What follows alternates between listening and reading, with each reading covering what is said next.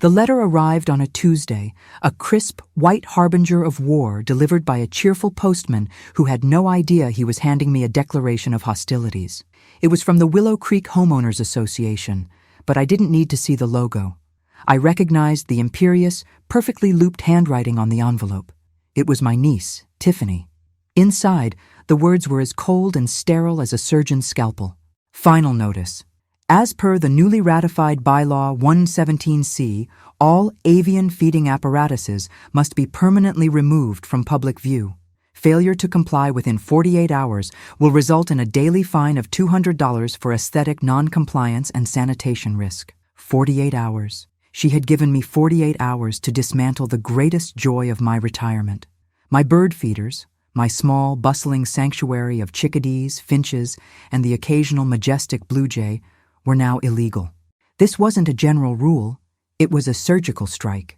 Tiffany, the little girl I had taught how to identify a cardinal's call, the newly crowned president of the HOA, had just targeted me personally.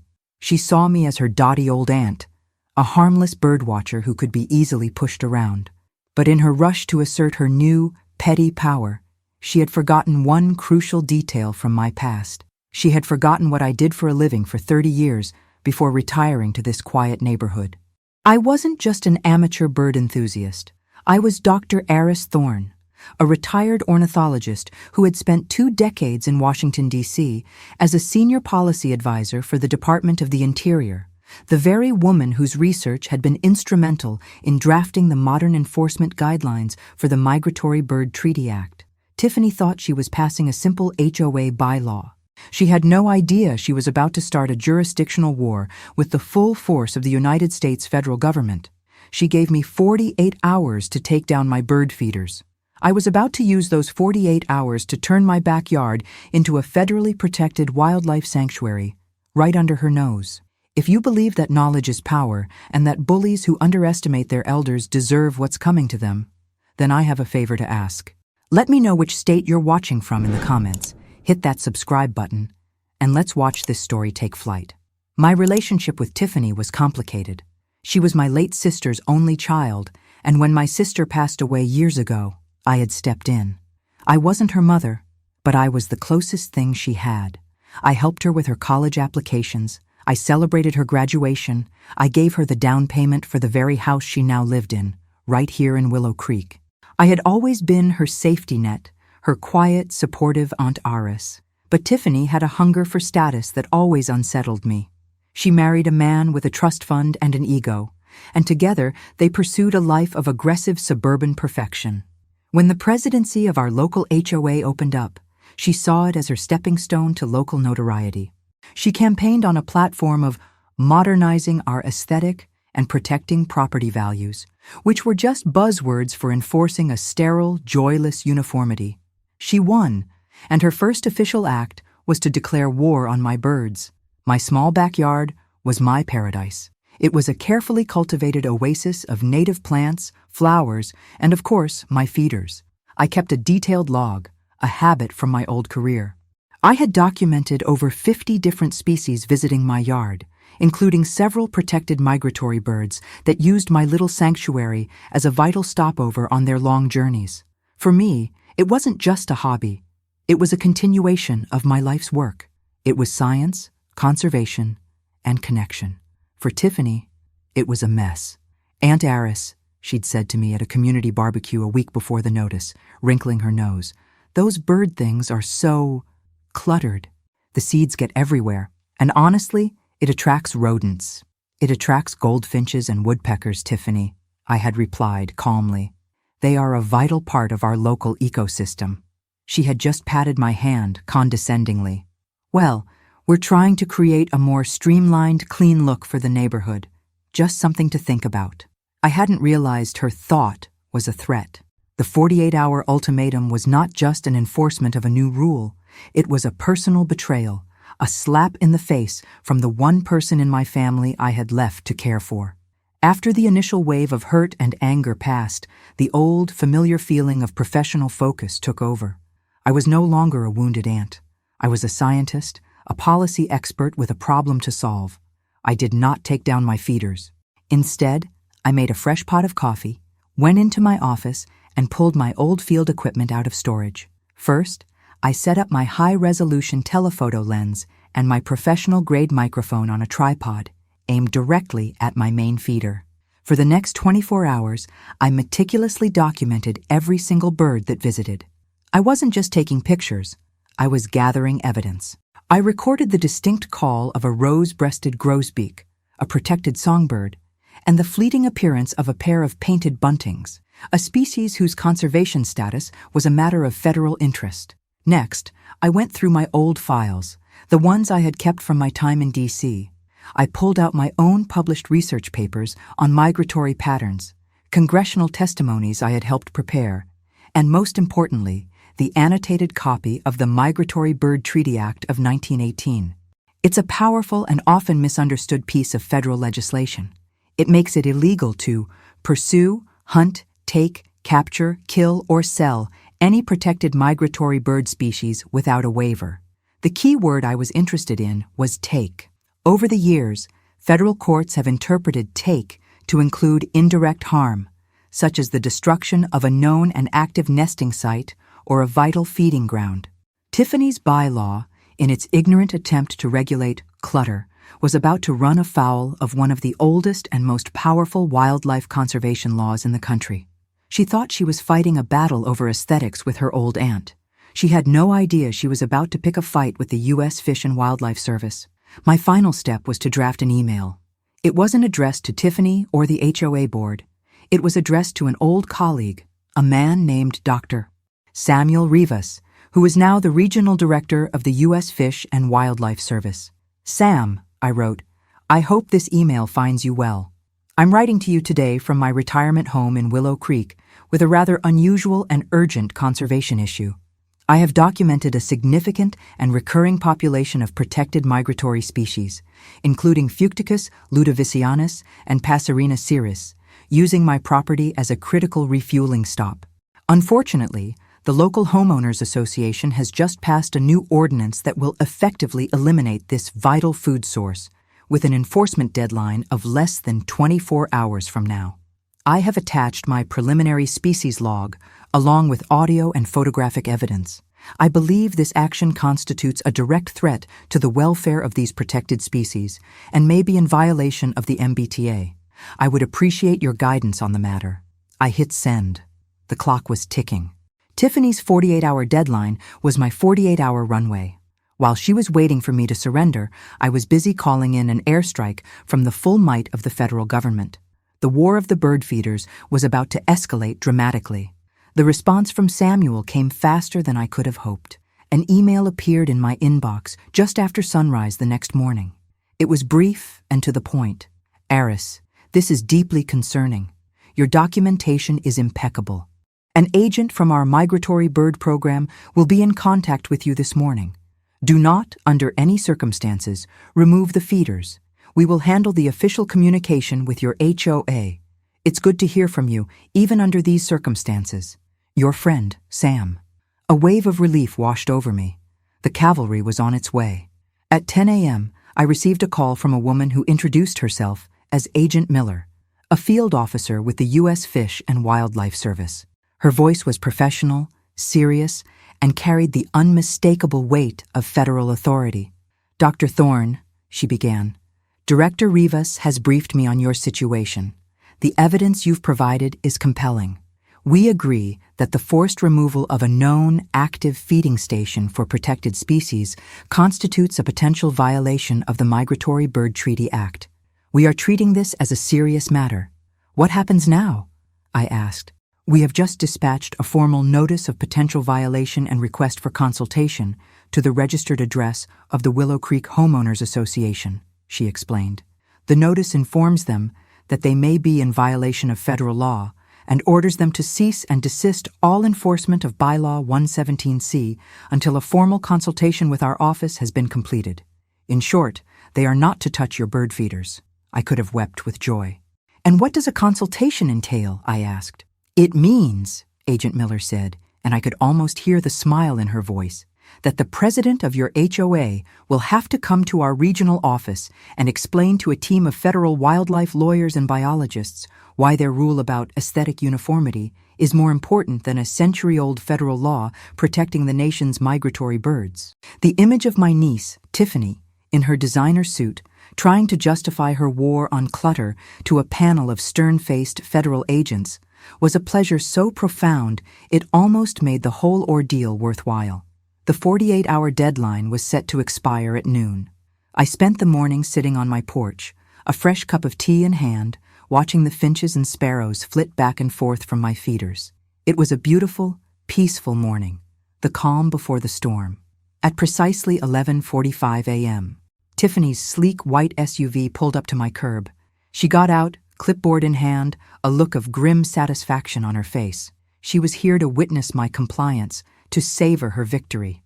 She marched up my walkway, her heels clicking on the stone path. "Well, heiress," she said, her voice dripping with condescension. "I'm glad to see you've decided to be a team player. I'm just here to confirm that the, apparatuses have been removed." She peered into my backyard, and her face fell. The feeders were still there, buzzing with more activity than ever. Her expression soured. "I don't understand. The deadline is in 15 minutes. Are you deliberately defying the board? Do you have any idea the kind of trouble you're in?" "Actually, Tiffany," I said, taking a calm sip of my tea, "I think the question is, do you have any idea the kind of trouble you're in?" As if on cue, a professional courier on a bicycle pulled up to the curb.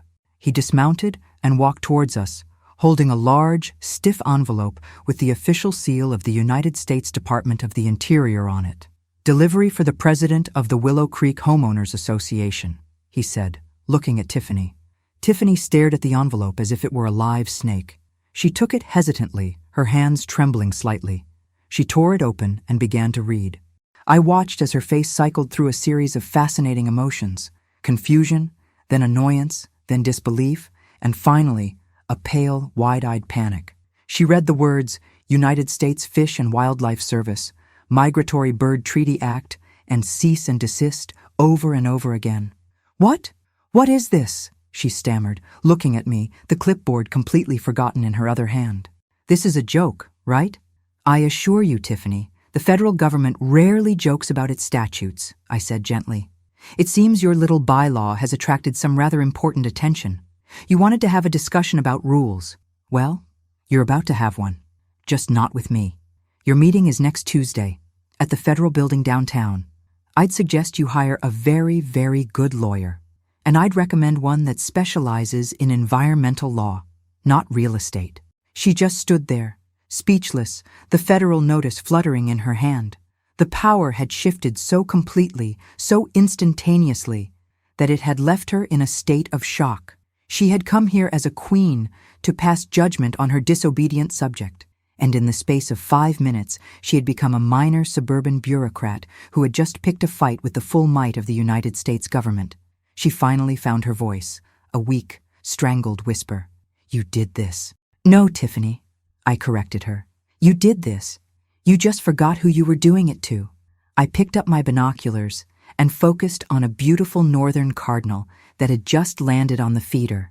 The war was far from over, but the opening battle had been a decisive and glorious victory, and Tiffany was about to learn a very hard lesson. In a fight between a local HOA bylaw and a federal law I helped write, the birds would always win. Tiffany stumbled away from my porch like a sleepwalker, the federal notice still clutched in her hand. The smug satisfaction she had worn like a designer coat was gone, replaced by the pale, threadbare look of pure terror. The news of a federal intervention in our quiet suburban dispute spread through the HOA board like a wildfire. That evening, my phone rang. It was another board member, a reasonable man named George, who had always been cowed by Tiffany's aggressive style. His voice was a mixture of panic and awe. "Eris, what in God's name did you do?" he asked, his voice barely a whisper. "We just had an emergency call. Tiffany is hysterical. She's talking about federal agents and lawsuits. Is this real?"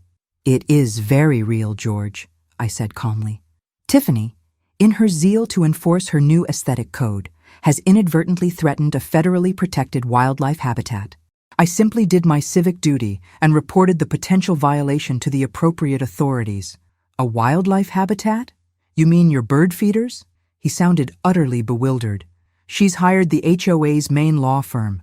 They're trying to figure out what to do. They're furious with her for dragging them into this. They should be, I said.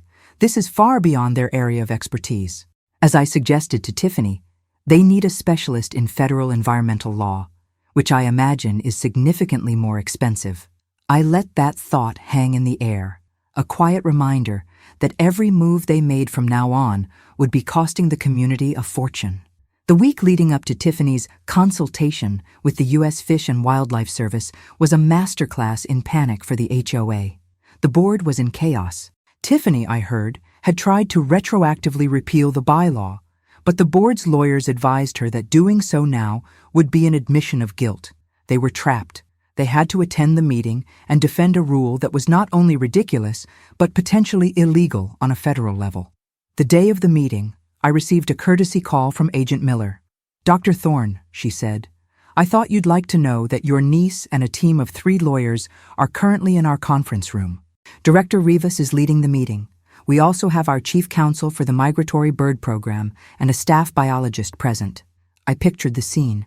Tiffany and her expensive real estate lawyers sitting across a polished table from a panel of federal experts. It was a battle of clipboards versus doctorates, of aesthetic codes versus ecological mandates. It was a battle she had already lost before it began. Agent Miller continued, "We are presenting them with 2 options. Option A is the voluntary compliance and mitigation path. They will repeal bylaw 117C immediately. They will issue a formal public apology for threatening a protected wildlife habitat. And, as a gesture of goodwill and to fund future conservation efforts in the region, the HOA will make a voluntary donation of $25,000 to the National Audubon Society." I nearly dropped the phone. $25,000. It was a penalty so perfectly, poetically just that I couldn't have designed it better myself. It was a fine that would be paid not to the government, but to an organization dedicated to the very birds Tiffany had tried to banish. "And what is option B?" I asked. "Option B," Agent Miller said, her voice turning hard, "is that we pursue formal litigation against the HOA for a violation of the Migratory Bird Treaty Act. This would involve a federal investigation, court appearances, and, if found guilty, a potential fine far in excess of the donation we are currently suggesting. The director is strongly advising them to choose option A." I knew they would choose option A. An HOA, even one run by someone as arrogant as Tiffany, could not survive a public, losing battle with the federal government. The official notice of the board's decision arrived in every Willow Creek resident's mailbox 2 days later. It was a masterpiece of humiliated legalese. It announced the immediate and permanent suspension of bylaw 117C, citing unforeseen complications with overlapping federal statutes. It made no mention of the meeting or the fine, but everyone in the neighborhood knew. The story of how old Mrs. Thorne had called in the bird police on her own niece had become the stuff of local legend. The crowning achievement, however, was the check. A copy of the HOA's $25,000 donation to the Audubon Society was, as required by the settlement, posted on the community bulletin board. There it was, for all to see, a massive financial penalty signed by Tiffany in her capacity as president, all because she didn't like the clutter of a few bird feeders. Her first major act as president had resulted in a public humiliation and the largest single expenditure in the HOA's history. Her authority was not just undermined, it was obliterated. I thought, with some satisfaction, that this would be the end of it. My birds were safe. Tiffany had been taught a lesson. The community was $25,000 poorer, but infinitely wiser. But I had underestimated the depth of my niece's spite. She had lost the public war, but she was not finished fighting the private one. She couldn't attack my feeders, so she decided to attack my property in a different, far more insidious way. The battle of the birds was over. The battle of the trees was about to begin. Tiffany's public humiliation was absolute. At the next HOA meeting, she was savaged by the residents. People were furious about the wasted $25,000. She was openly mocked, her authority in tatters. She had to sit there and endure a lecture from Mr. Henderson about fiscal responsibility, a man she had once fined for having a lawn gnome. Within a week, a petition was circulating to have her recalled as president. Her reign was collapsing, and she blamed me for every second of it. Since she couldn't touch my bird feeders, which were now under the unofficial but very real protection of the federal government, she started looking for other angles. She spent hours poring over the HOA bylaws, searching for any rule, any obscure clause she could use against me. And she found one. It was a vague but dangerous rule about property upkeep, specifically concerning trees. The bylaw stated that any tree that poses a potential hazard to neighboring properties, as determined by the board, must be removed at the owner's expense. It was a subjective rule designed for emergencies, but in Tiffany's vengeful hands, it became a new weapon. In my front yard stood a magnificent 100-year-old oak tree. It was a landmark, a beautiful, sprawling giant that predated the entire subdivision. Arthur and I had bought the house specifically because of it. It was healthy, strong, and the centerpiece of my property. A week after the recall petition started, I received another letter, hand-delivered by a scowling Tiffany. "Dear Aunt Aris," it began, "the false affection more insulting than open hostility. The board has received an anonymous complaint from a neighbor expressing concern about the structural integrity of the large oak tree on your property. As per bylaw 84A, we are requiring you to hire a certified arborist to conduct a full health and risk assessment of the tree. The report must be submitted to the board within 30 days. I knew there was no anonymous complaint. This was her trying to force me into a costly and stressful process, but I had no choice but to comply.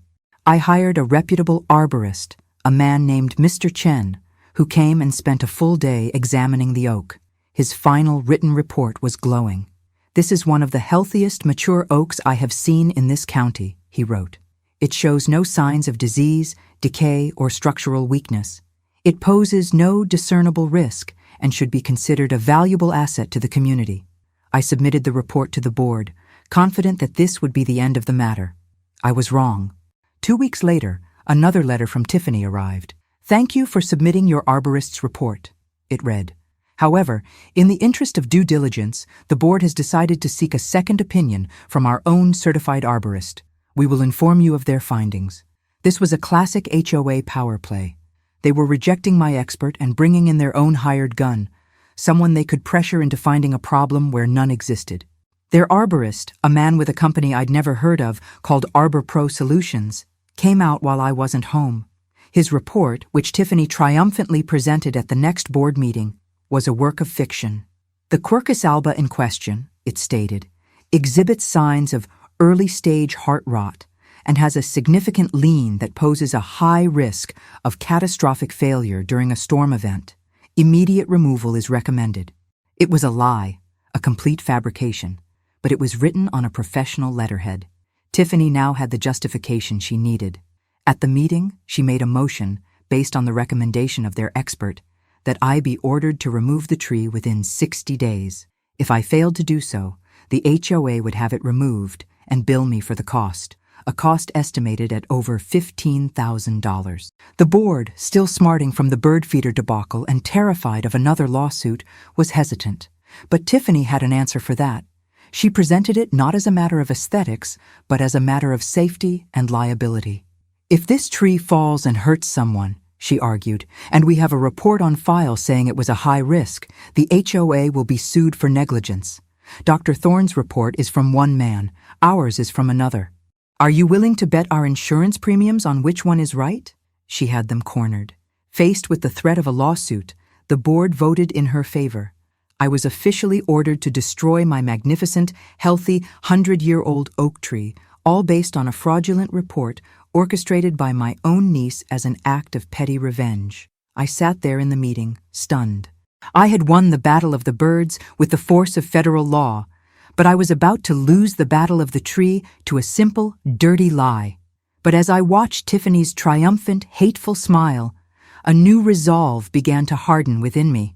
She had used a paid-for expert to create her reality.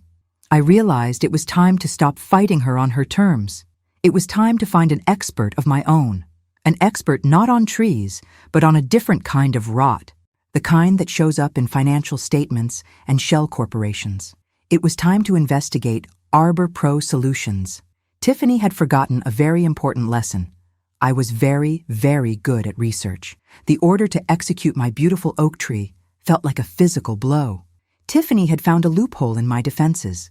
While federal law could protect a migratory bird, it could do nothing to save a tree from the fabricated safety concerns of a local HOA. She had found a way to wound me that was just as deep, just as personal, as the attack on my feeders. For 24 hours, I felt a profound sense of defeat. I looked at the mighty oak, its branches a sprawling silhouette against the evening sky, and felt a grief so deep it was suffocating. But on the second day, the grief gave way to suspicion. The name of the arborist company Tiffany had hired, Arbor Pro Solutions, echoed in my mind.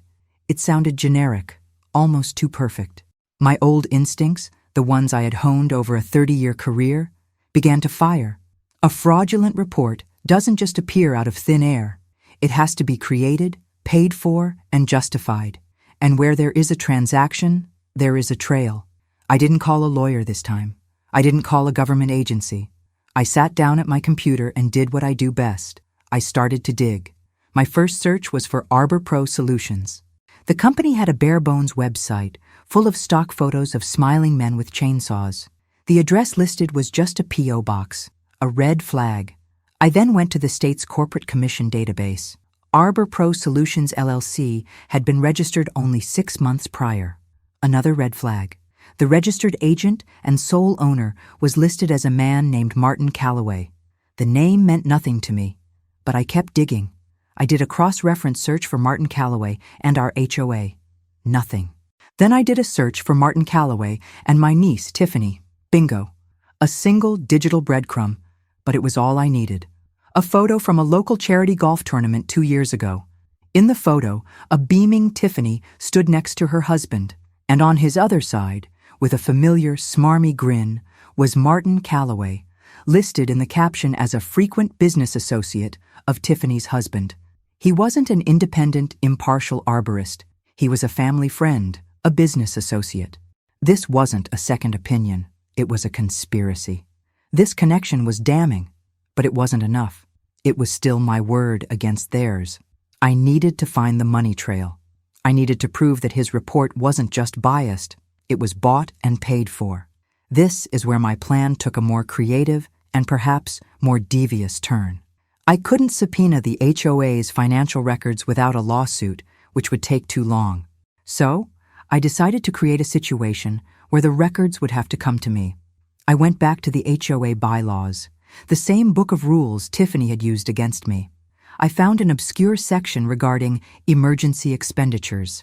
It stated that any unbudgeted expense over $5,000 had to be approved by a majority vote of the residents at a special town hall meeting, not just by the board.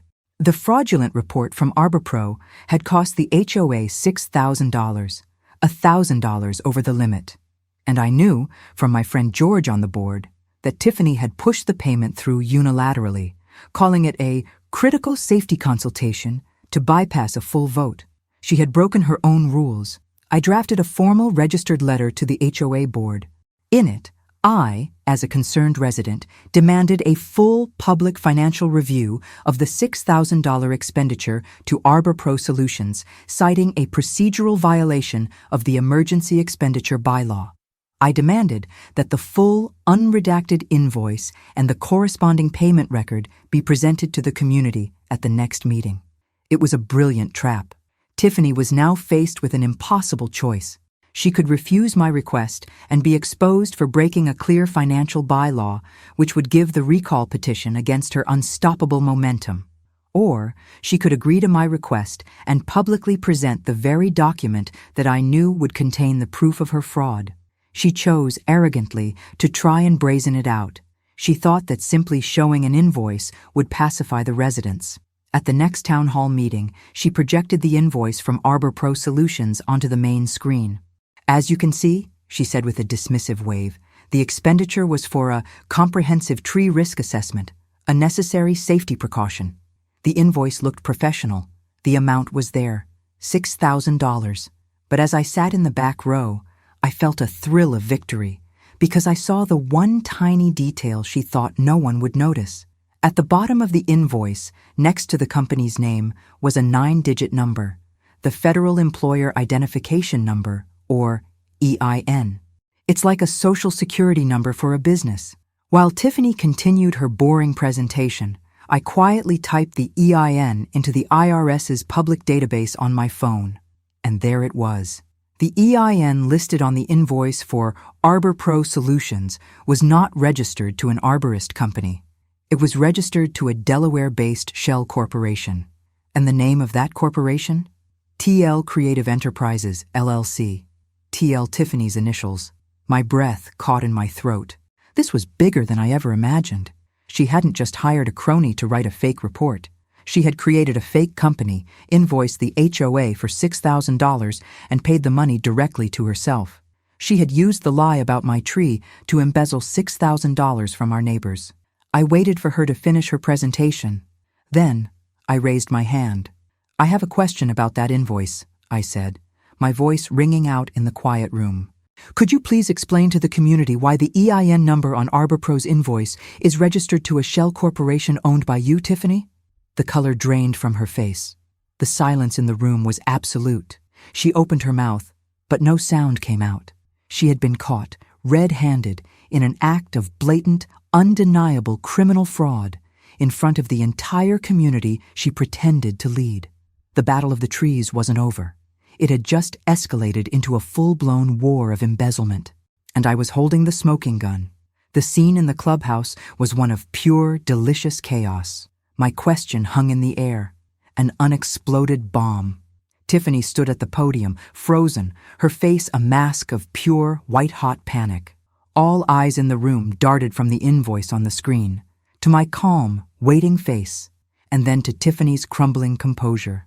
Mr. Henderson was the first to break the silence. He stood up, his voice trembling with a quiet rage. "Tiffany," he said, his voice carrying the weight of a man who had been betrayed. "Is this true? Did you create a fake company to pay yourself with our money?" Tiffany just stammered, unable to form a coherent sentence. The evidence was irrefutable, displayed in giant pixels on the screen for everyone to see. She had nowhere to run. The meeting descended into a storm of shouted questions and accusations. People were standing up, pointing, their faces red with anger. They weren't just angry about the lie or the tree.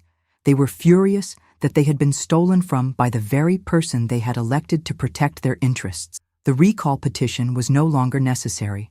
Tiffany's presidency ended that night, not with a vote, but with a unanimous public shaming. She practically fled the room, a chorus of angry shouts following her out the door. The next day, the remaining board members, led by Mr. Henderson, held an emergency session. They formally voted to remove Tiffany as president. They voided the order to have my tree removed. And facing a potential criminal investigation and a massive lawsuit from the residents, they came to me, not as a resident, but as a consultant. They asked for my help in untangling the financial mess Tiffany had created. My revenge was now complete, but an unexpected chapter was beginning. I agreed to lead a citizens' audit committee. We spent the next month going through every invoice, every payment, every contract Tiffany had approved during her short, disastrous reign. What we found was a pattern of petty graft and embezzlement. The Arbor Pro invoice was just the tip of the iceberg. She had overcharged for pool chemicals from a supplier owned by her husband. She had approved consulting fees to another one of her shell companies. In total, she had defrauded the community of nearly $50,000. Faced with undeniable proof of multiple felonies, Tiffany had no choice but to surrender completely. To avoid criminal prosecution, she agreed to pay back every single dollar she had stolen. She and her husband were forced to sell their house, the symbol of the very aesthetic uniformity she had tried to impose on everyone else, to cover the debt. They left Willow Creek in disgrace, their suburban dream shattered by their own greed and arrogance. With Tiffany gone and the stolen funds repaid, a new era began in Willow Creek. Mr. Henderson was elected as the new president, and under his gentle, common-sense leadership, the HOA was transformed. The ridiculous punitive rules were repealed. The focus shifted from enforcement to community building. They used the recovered funds to build a new playground and to plant a community garden. One Saturday, as I was sitting on my porch, watching the goldfinches and chickadees at my feeders, a small group of neighbors, led by Mr. Henderson, walked up my driveway. They were carrying a beautifully engraved bronze plaque. "Aris," Mr. Henderson said, his eyes full of sincere gratitude. "The community wanted to give you this, as a thank you for everything you did." He held up the plaque. It read, "The Thorn Oak, a community treasure." This historic tree stands as a testament to one resident's courage to speak truth to power, protected and preserved by the Friends of Willow Creek. Tears streamed down my face. They hadn't just saved my tree. They had honored it. They had turned a symbol of my personal battle into a symbol of our collective victory. We mounted the plaque on a small stone at the base of the mighty oak. It now stands there, a quiet, permanent reminder that one person's quiet passion, when combined with a little bit of knowledge, can be more powerful than any bully's attempt to silence it. My birds were safe, my tree was safe, and my home was, at long last, truly at peace. In the end, it was never just about the birds or the tree. It was about respect. It was about the simple right to find joy in your own backyard without a bully telling you that your joy is an inconvenience. I wonder, and I'd love to hear your thoughts in the comments, what's a simple pleasure in your life that you would fight to protect? If you believe that standing up for what you love is always worth the fight, please show your support by leaving a like and subscribing to the channel. You won't want to miss the stories of justice we have coming up next. And while you're here, I've selected 2 more stories of incredible, unexpected revenge for you on the screen. The endings are something you have to see to believe. Click on one of them, and I'll see you there.